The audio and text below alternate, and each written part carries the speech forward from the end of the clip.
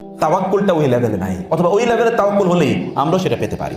ফেরাউনের মেয়ে এর চুল আঁচড়াতো একজন নারী, মা সেটা তো ইবনাতি ফেরাউন, ফেরাউনের মেয়ের চুল আঁচড়াতো একজন নারী। সে নারী ফেরাউনের চুল আঁচড়ে দেয়, আমরা একটু পরিপাটি করে দেয় বিউটিশিয়ানার,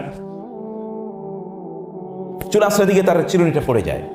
পড়ে যাওয়ার পর তিনি চিরুনিটা নেন বিসমিল্লাহ বলে। ফেরাউনের মেয়ে বলে যে কি ব্যাপার, তুমি বিসমিল্লাহ মানে কি, কার নামে নিচ্ছ, এটা আবার কার? বলে হ্যাঁ, তুমি তো আমার বাবার নামে করবে, ইন দ্য নেম অফ ফেরাউন, তুমি এটা করবে। তুমি এটা কি বললে? বলে তো হ্যাঁ, আমি তো রবের নামে নিয়েছি, আল্লাহ। বলে আমার বাবা ছাড়া আবার কোনো লর্ড আছে নাকি, কোনো রব আছে নাকি? বলে আছে তো, যিনি তোমাকে সৃষ্টি করেছেন এবং আমাকে সৃষ্টি করেছেন। বলে বলো কি, তার মানে তুমি আমার বাবাকে লর্ড হিসেবে স্বীকার করো না?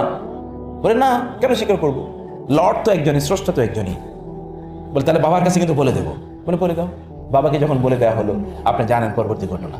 বাবা এ নারীকে বললেন তুমি প্রত্যাখ্যান করো, কারণ তিনি আসলে মুসা আলাইহিস সালামের উপর ঈমান এনেছিলেন, একজন কৃতদাসী মুসা আলাইহিস সালামের উপর ঈমান এনেছেন। তাকে বলো তোমাকে হত্যা করা হবে, ঠিক আছে, তোমার সন্তানকে হত্যা করা হবে, ঠিক আছে, কোনো সমস্যা নাই।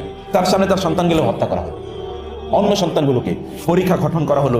সেখানে আগুন, উত্তপ্ত আগুন, প্রজ্বলিত আগুনে একজন একজন করে তার সন্তানকে নিক্ষেপ করা হচ্ছে। তিনি কিন্তু অটল, ইস্তেকামা যেটাকে বলা হয়, একেবারে দাঁড়িয়ে আছে, তিনি কিন্তু একটু নয়েননি। আপনি চিন্তা করে দেখেন তো, আমাদের সন্তানদের জন্য তো আমরা সবকিছু বিক্রি করে পারি, ইভেন কি কিডনি বিক্রি করে দিলাম, তারপরে সন্তান বাঁচুক। সন্তানের জন্য মায়েরা এমন কি না আছে যেটা মায়েরা করে না, করতে পারে না। মায়ের সামনে সন্তানকে হত্যা করা হচ্ছে, কিন্তু মা দিন থেকে, আল্লাহ থেকে এতটুকু বিচ্যুত হন না, কারণ তিনি জানেন আসলে সফলতা কোথায়।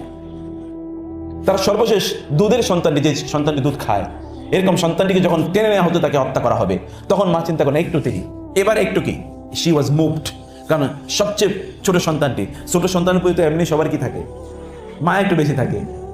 ছোট সন্তানের প্রতি মায়া বেশি থাকে। ছোট সন্তান কোনো ভুল করলো, আরে ও ছোট বাধ্য, অথচ বয়স তার 24, আরে ছোট।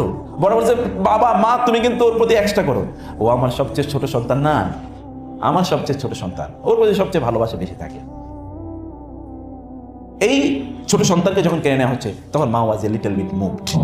তিনি একটু ভাবছেন কি করবে, সন্তানকে নিক্ষেপ করা হবে, মা একটু ভাবছেন কি করবে। সন্তানকে আল্লাহ সুবহানাহু ওয়া তাআলা কি করে দিলেন, তার কাছে ইলহাম করে দিলেন।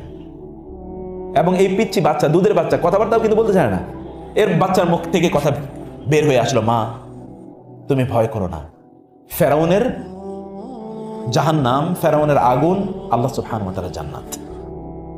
ফেরাউনের আগুন মানে কি, আল্লাহর জান্নাত, তুমি টেনশন করো না। মা এবার আবার ঠিক হয়ে গেলেন, সন্তানকে নিক্ষেপ করা হলো এবং মাকে নিক্ষেপ করা হলো। রাসূলুল্লাহ সাল্লাল্লাহু আলাইহি ওয়াসাল্লাম মেরাজের সময়ে তিনি যাচ্ছিলেন, জিবরিল আলাইহিস সালাম তাকে নিয়ে যাচ্ছিলেন, একটা কবরের পাশে দিয়ে যাচ্ছেন, ওই কবর থেকে সুগন্ধি বের হচ্ছে, সেন্ট। কি বের হচ্ছে? সেন্ট। রাসূল বলেন এই এত সুগন্ধি কোত্থেকে আসতেছে? বলে ওই যে কবর থেকে।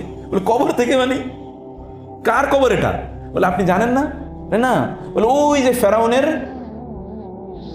মেয়েকে চুল আশ্রয় দিত একজন নারী, যেই নারীকে হত্যা করা হয়েছিল তার সন্তানদেরকে, এটা হলো সেই কবর, ওই কবর থেকে এরকম সুগন্ধি বের হয়। সুবহানাল্লাহ, কবেকার ফেরাউন, কবেকার কবর, সেই কবর থেকে এখনো সেন্ট বের হয়।